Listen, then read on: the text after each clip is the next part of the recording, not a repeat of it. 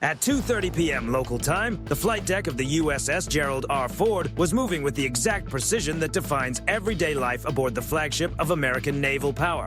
Catapults snapped through the air, Super Hornets roared off the deck, radio traffic cut through the dense mix of wind and jet exhaust. Everything was unfolding in its normal rhythm. Then, in a matter of moments, that rhythm changed. Inside the Combat Information Center, the first radar alert appeared. Two small returns emerged at the far edge of the screen, flying lower than anything expected in that sector. Their speed was rising fast, far too fast for routine transport traffic, too low for civilian aircraft, and too deliberate to be written off as chance.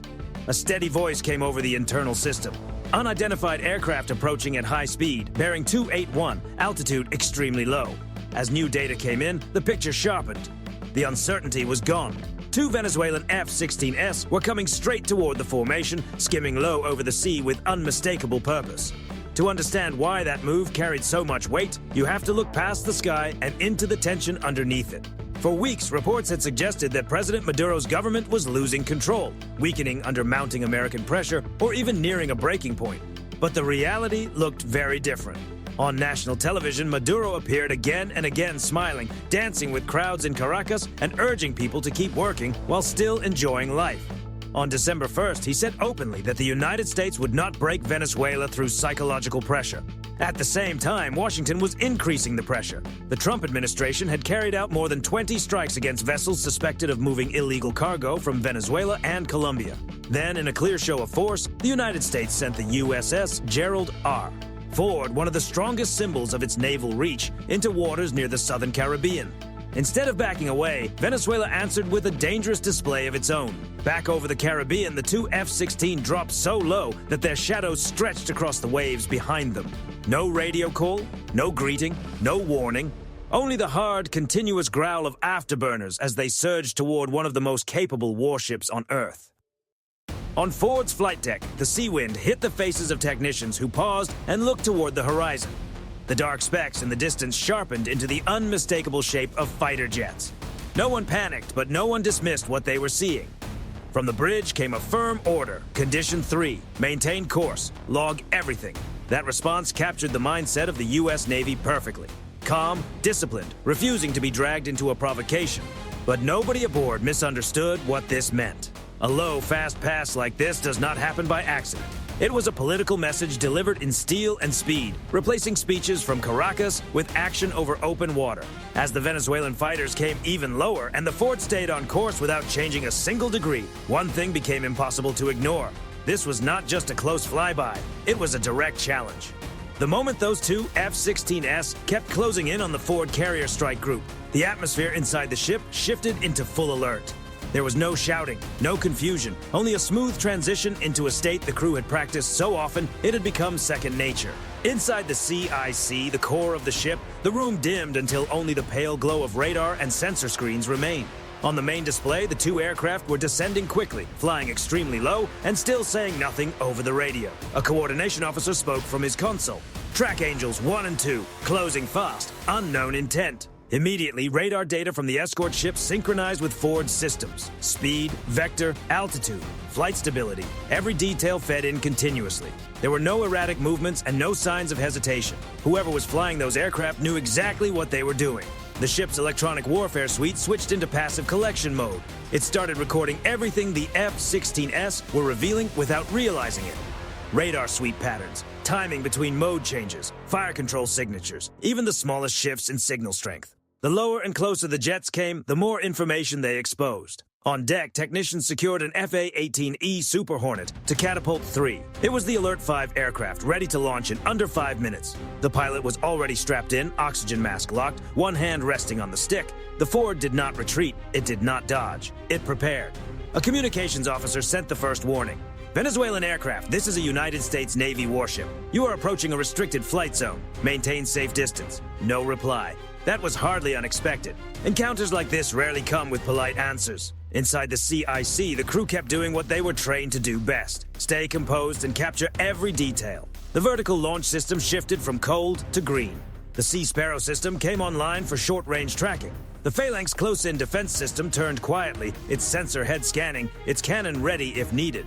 No one touched a weapon, but every major system was fully awake. An electronic warfare officer spoke up calmly. "We're collecting full signatures. Maintain posture." That was the part most people would never notice. The United States was not looking for a trigger pull. It was looking for information. Information about how Venezuela was operating its aging F-16 fleet. Information about how its pilots handled extreme low-altitude flight. Information about how their radar systems responded under pressure.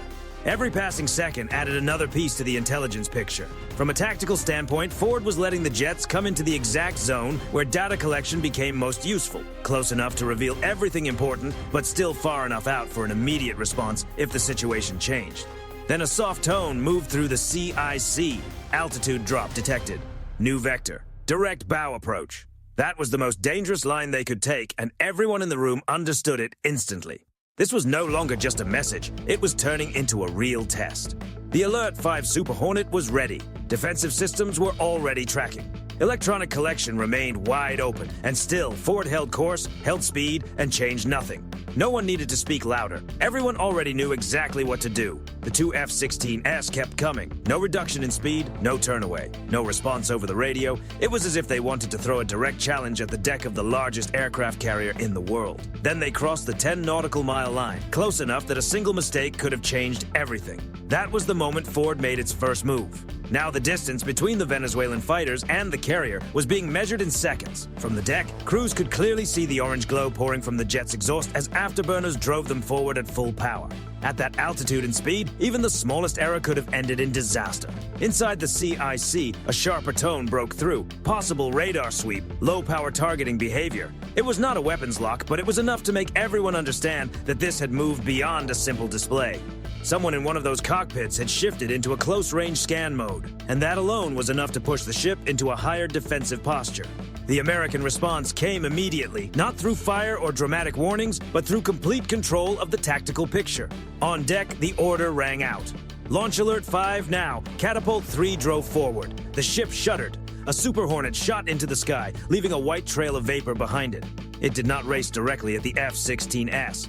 Instead, it followed a classic American intercept profile. Climb high, arc wide, come in from behind. While the Venezuelan pilots remained fixed on the carrier ahead of them, the Super Hornet climbed past 15,000 feet and curved out of their direct line of sight. Its pilot kept the radar off to avoid raising the tension and relied instead on passive systems, infrared search and track, radar warning receivers, and captured emissions to build the intercept picture without giving away position. In that instant, the balance shifted. The F-16S were still pressing low toward Ford, apparently trying to force a stronger reaction. What they did not know was that above and behind them, the Super Hornet had already reached the ideal position, high rear quarter, outside the most sensitive part of their radar awareness. Inside the CIC, an officer reported quietly, Hornet is in intercept position, no radar emission. They are unaware. The meaning was clear. Venezuela had placed itself at a disadvantage and had not realized it yet. The two F-16AS began a slight bank to the right, trying to preserve minimum international separation. But Ford never moved. It held course and speed, forcing the Venezuelan aircraft to keep adjusting, and by doing so, reveal even more to American sensors. Then came the turning point. The F-16's radar warning systems picked up something unfamiliar.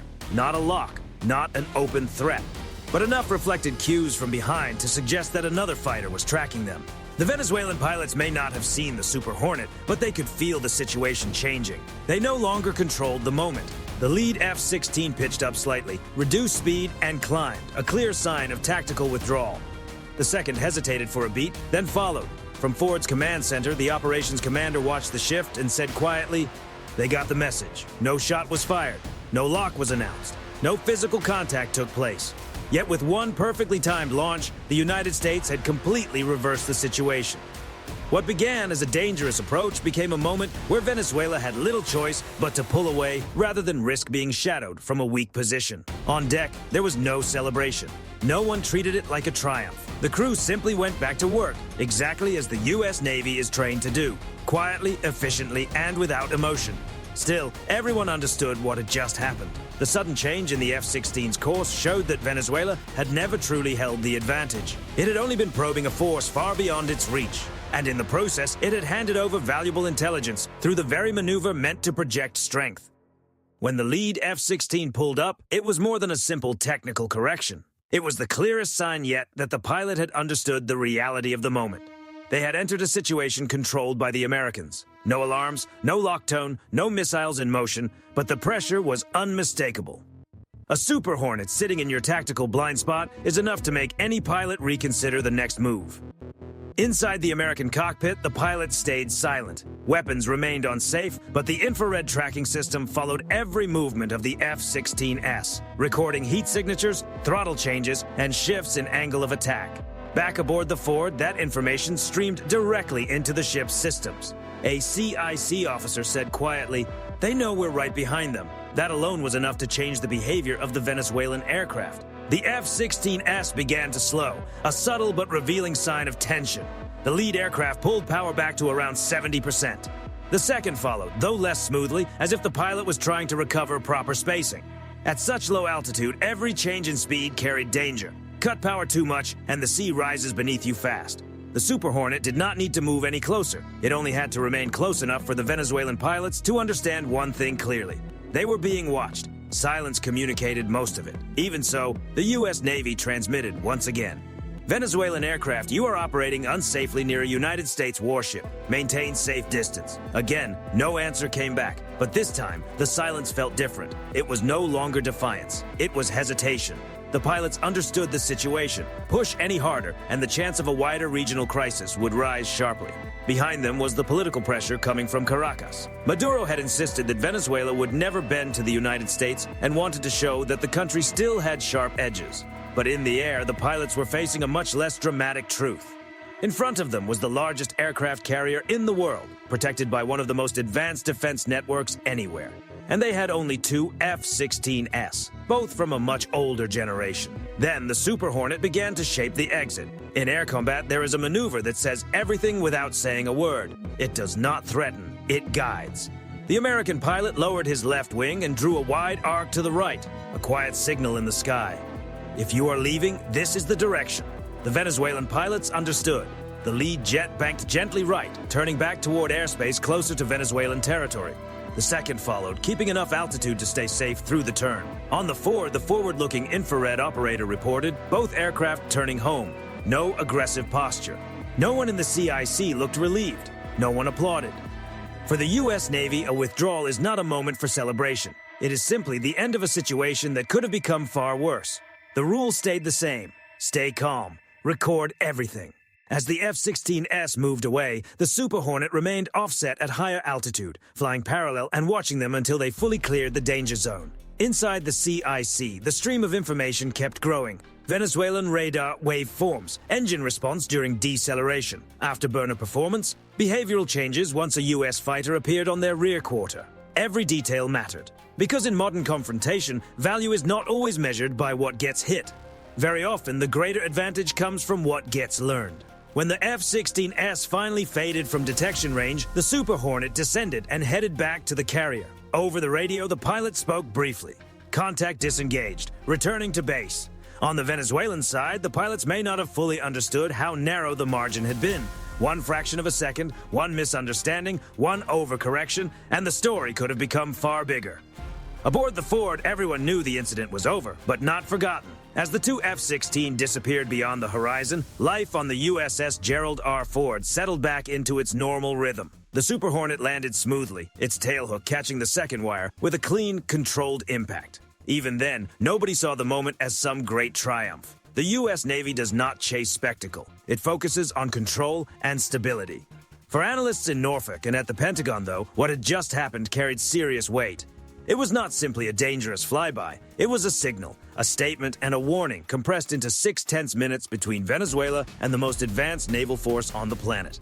To understand the real purpose behind the F-16's aggressive low-altitude dive, you have to step back and look at the bigger picture, the one Caracas is trying to reshape while pressure from Washington continues to build. Inside Ford's CIC, every radar return, every altitude change, every flap movement from the F-16S had been captured. The public would never see those details. News reports would barely touch them. But inside the Pentagon, that kind of information becomes strategic value. Venezuela believed it was showing strength. In reality, it was revealing its tactics, its stress responses, and the limits of its air fleet to American analysis. That dive did not shake the United States. If anything, it confirmed what American planners had already concluded. Venezuela did not have the ability to control an engagement, did not have the technology to mask its signatures, did not have the depth to sustain pressure against a carrier strike group, and in any real large-scale standoff, its air force would come under overwhelming strain almost at once. Washington had understood that for years. This encounter simply added another line to the record. So the real question is this: what should concern observers more, the loud and dramatic dive of two aging F-16s, or the quiet confidence of an aircraft carrier so sure of its position that it never changed course, never showed hesitation, and seemed to deliver one unmistakable message without saying a word? We do not need to act first. Our presence already says enough.